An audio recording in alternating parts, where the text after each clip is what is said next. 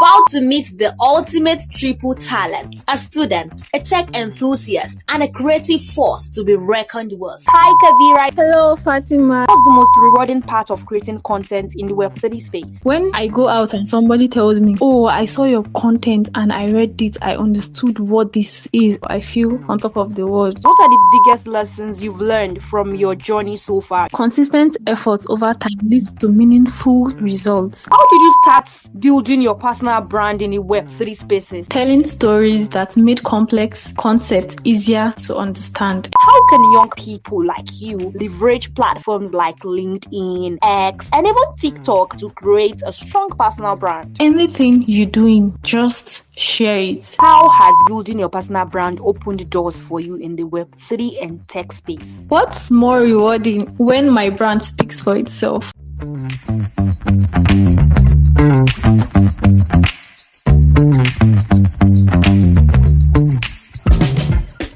Campus Hustlers with Fatima, Zakariyya. You're about to meet the ultimate triple talent, a student, a tech enthusiast, and a creative force to be reckoned with. With a portfolio that spans writing, design, and community management, our guest today is redefining what it means to be a campus hustler. But what drives her? Let's find out. Hi, welcome to yet another interesting episode of Campus Hustlers, your weekly dose of entrepreneurial spirit unfiltered. I'm your host, Fatima Zakariyya. I'm an entrepreneur, a corporate event anchor, a voiceover talent, and of course, I am a podcaster. Joining me on today's episode of Campus Hustlers is Kabirat Kabiru, a 300-level agricultural student at Ahmadu Bello University in Zaria, Kaduna State, Nigeria. Kabirat's journey extends beyond her academic field into the dynamic world of Web3, content creation, and community building. With a passion for storytelling and simplifying complex ideas, she has made significant strides in content writing, graphics design, event management, and digital advocacy. Kabirat contributes as a writer for Teen Girls in Blockchain, Techpadie, Brav Plus ICP Lab, and Stonefy, sharing valuable insight and knowledge about Web3 and blockchain technology. She has also excelled in community management, serving as the community manager for Brav Plus community and acting as a yellow card ambassador where she guides users through crypto trading and onboarding processes. Her leadership abilities shine through her current role as a social manager for GDG on campus ABU, where she drives digital engagement and fosters community growth. Within her faculty, she has held impactful roles such as Assistant Director of Socials and Director of Welfare 2 for the National Association of Agricultural Students. Kabirat's dedication to inspiring others and collaborating on creative projects is evident in every facet of her work. Whether through writing, designing, or organizing events, she strives to make a meaningful and lasting impact. Hi Kabira, it's good to have you on the podcast. Hello Fatima, thank you for having me here. How are you today? I'm doing great. How about you? Fine too. I hope you bring a whole lot of energy to this episode. Sure. Yeah, I can't wait. Alright, thank you so much for that, Kabira. Okay, so let's dive into discussion. Kabira, can you tell us what is Web3 all about? Firstly, I would love to say what Web 1, 2 is before we get to Web 3. So Web 1 is the earliest stage of the internet. That's from 1991 to 2003. It's also called the read-only web. Yeah, people were consumers then. They were consumers of content. They just go there, read. No pictures, no images at all. They just go there to read. Then we move to Web 2. Web 2 is the second generation of the internet, and it's a centralized generation. This comes in images, videos, animation, and games where users can interact with each other just like we have Amazon, Twitter, Google, Facebook, and the rest. For Web3 is the next level of the internet, where users have more control over their data and online activities. It's built on the blockchain technology, which means it's decentralized. It's not controlled by anybody. That's the meaning of decentralization. Yeah, it's transparent. It allows people access and own their digital assets, and it allows people to interact directly with others, use applications that are secure and transparent. So in Web3, it's called the read, write, and own phase of the internet, which helps to eliminate the exchange of personal data like we have in the Web2 space, where our data are being sold to advertising companies in return for money. Here in the Web3 space, it's decentralized. You only have access to your data, so nobody sells your data to any company. I hope we got that. Thank you so much for that, Kabira. I really understand that. I love how you simplify it for us, and anybody that is listening right now can actually say that, okay, this is Web 1, this is Web 2, and this is Web 3. Thank you so much for that, Kabira. Okay, so now, can you tell us more about your journey into the Web 3 space, content writing, and graphics design? I started Web 3 with zero knowledge. At that time, I knew nothing about Web 3. All I knew was I used to hear crypto. I didn't really understand what it meant. But then a friend of mine introduced me into the space. He guided me. He asked me to go through some documents. I went through them. I read many books on them, and that was when my curiosity grew with a strong interest, and I was like, wow, I just want to know what this is, and that was how it started. All right, thank you so much for that, Kabira. You did not actually talk about content writing and graphics design, or all of this are embedded into Web3? Yes, I was never a content writer. I started this while I was into Web3, because when I discovered more about Web, I felt like I needed to share what I was learning, so I started writing simple and helpful articles. Over the time, I picked up graphic design to explain complex ideas in a more visual and engaging way. So writing for platforms like Girls in Blockchain and Techpadie allowed me share my work, build my skills, and connect with others in the space. Interesting. So if I get you correctly, Web3 actually made you to become a content writer and a graphics designer. Yes. Wow, I get that now. Okay, so now, Kabira, writing for platforms like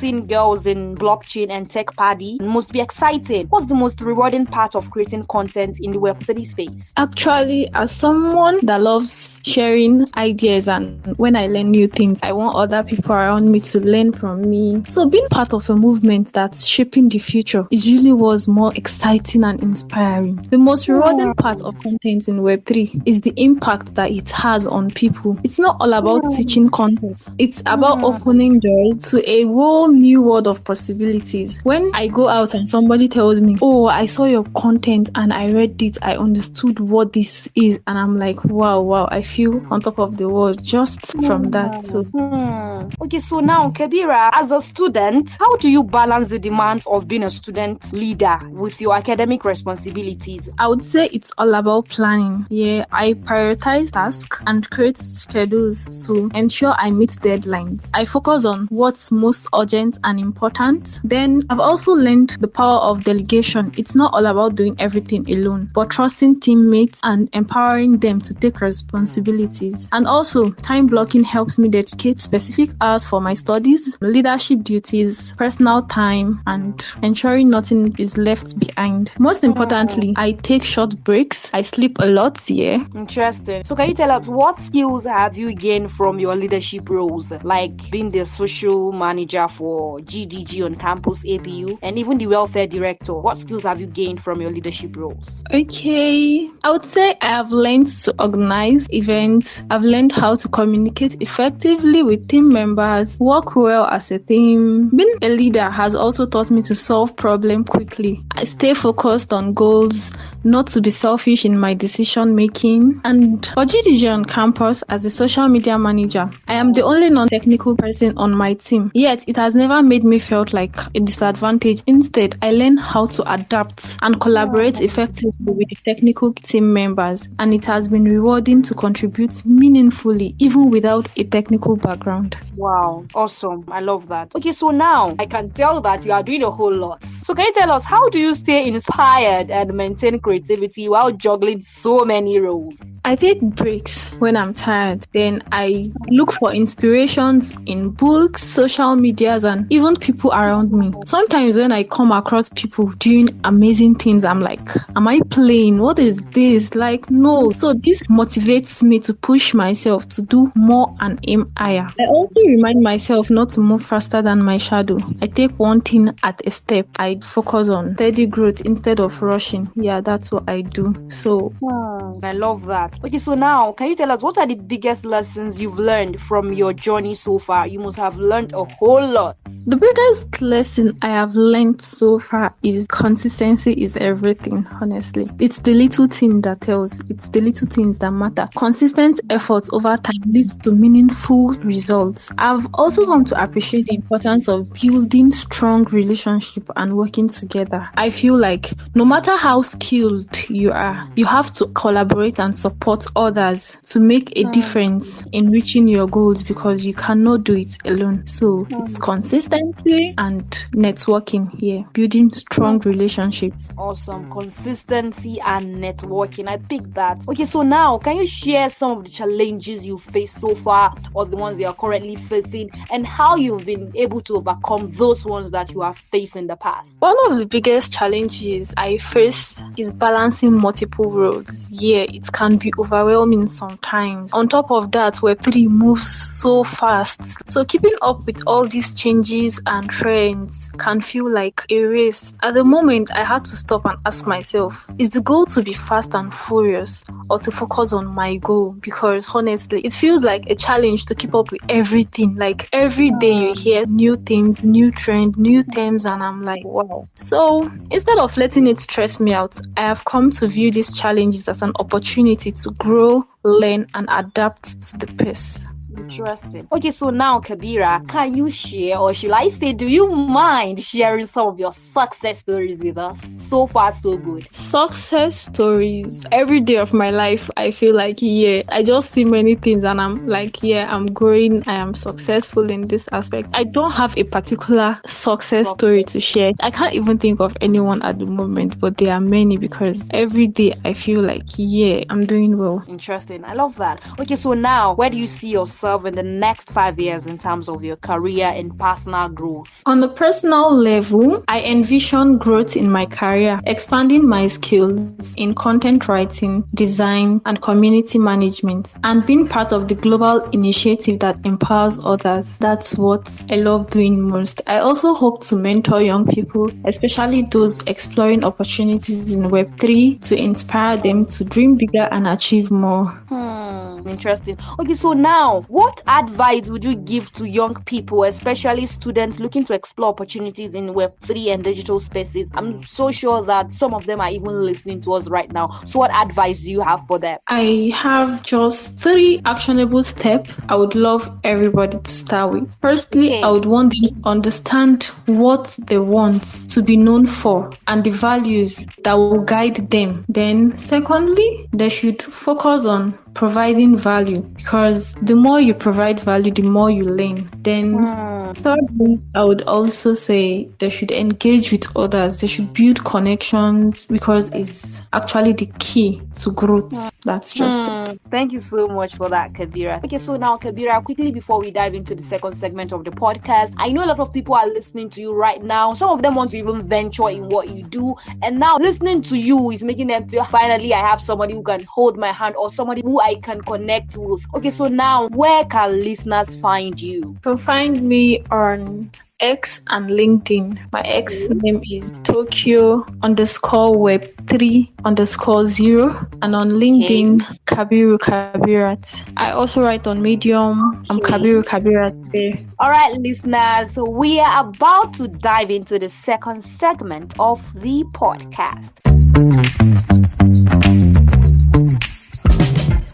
Kabirat and I are going to be discussing the topic building your personal brand in the digital economy. In today's world, standing out is more important than ever. Whether you're a student, an entrepreneur, or professional, your personal brand can be the key to unlocking opportunities and making your mark in a competitive digital space. But what does it really take to build a brand that resonates and opens doors? In this segment, we're diving into the art of personal branding, how to start, grow, and maintain it, and why it's essential for success in the modern economy. Alright, so Kabira, how would you define a personal brand and why is it essential in today's digital economy? A personal brand is essential. It's actually your unique identity in the digital world. It's shaped by your values, your skills, and how you present yourself. It's simply the reflection of who you are and what you stand for. Whether it's career advancement, networking, creating business partnership, it's what people would remember you for and how they perceive your expertise and character. Interesting. Okay, so now, how did you start building your personal brand in the Web3 spaces? How did you start? I began building my personal brand by consistently sharing valuable content on platforms like LinkedIn, X, and Medium. My focus was on educating others, telling stories that made complex concepts easier to understand, engaging with Web3 communities, and actively contributing through writing, graphics design were also key in establishing my presence in the Web3 space. By providing a real value and being consistent, I gradually built a reputation as someone passionate about the space and eager to help others to learn. Interesting, Kabira. I love the fact that you mentioned social media, how you're utilizing social media, and that shows that the importance of social media cannot be overemphasized when it comes to building a personal brand. So now, can you tell us, how can young people like you leverage platforms like LinkedIn, X, and even TikTok to create a strong personal brand? Young people can leverage platforms like LinkedIn, X, Medium, TikTok to build a strong personal brand by sharing authentic, valuable content that reflects their expertise and passion. Be it anything you're doing, just share it. Engaging with like-minded individuals and participating in conversations helps build a community. Each platform offers something unique. For LinkedIn, it's great for professional networking. Then for TikTok, it allows creative and personal storytelling because it's something you make a video and people are seeing it. So staying consistent with posting and interacting helps establish credibility and visibility, leading to a stronger personal brand over time. Interesting, Kabira. And I also love the fact that you made mention of consistency. And that means that, again, the importance of consistency cannot be overemphasized when it comes to leveraging these platforms, LinkedIn, X, TikTok, whatever. So now, how do you maintain it across your various roles and platforms? I'm talking about consistency. I rely on a content calendar, to stay organized and ensure regular posting. I also make sure that my messaging aligns with the value I want to pass. So everything I share reflects who I am and what I stand for. So sticking to a content calendar, align my message with my core values and ensure my tones and visual are cohesive across this platform. Whether it's LinkedIn, X, or other channels, this consistency makes it easier for people to recognize my content. Interesting, Kabira. Okay, so now, can you tell us, how has building your personal brand opened doors for you in the Web3 and tech space? What's more rewarding when my brand speaks for itself? People often recognize me just from seeing my posts or my picture on LinkedIn, and that recognition has led to many job offers and opportunities. Wow. So building my personal brand has opened countless doors in the Web3 and tech space. That's connected me to global opportunities like writing for Techpadie, Teen Girls in Blockchain. It has even helped me secure a leadership role and build credibility within the industry.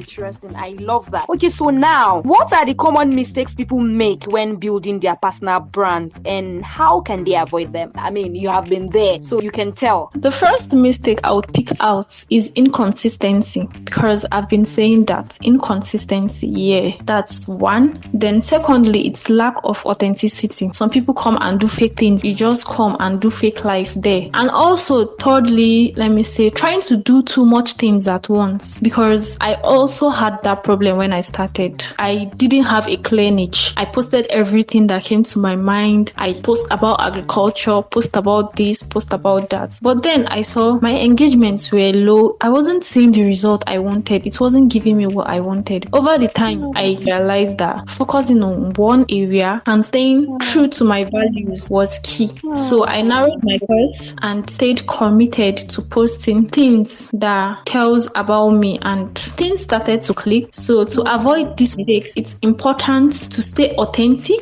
maintain consistency, and develop a niche that resonates with both you and your audience. Then there are also 4 golden rules we should not forget while building a personal brand. Firstly, is to communicate clearly and respectfully. Secondly, stay on the topic and stick to the facts, because when you tell people this, that, and tomorrow they don't see it the way it is supposed to be, they would not want to trust you. So you have to earn your audience trust. Then thirdly, be authentic, honest, and transparent. Then the fourth one is avoid controversy, drama, or politics. Yeah. Thank you so much for that, Kabirat. It has really been an amazing time with you. Thank you so much for coming on my podcast. I really do appreciate it. Thank you very, very much for having me on the podcast. It's a pleasure. All right, hustlers, that's all we have for you today. I hope this episode ignites your entrepreneurial fire. Rate and review this podcast using the hashtag Campus Hustlers on all social media platforms. If you are yet to subscribe, hit the subscribe button now. Until next week, stay hungry, stay focused, and keep hustling. Bye-bye. Campus Hustlers with Fatima Zakariyya.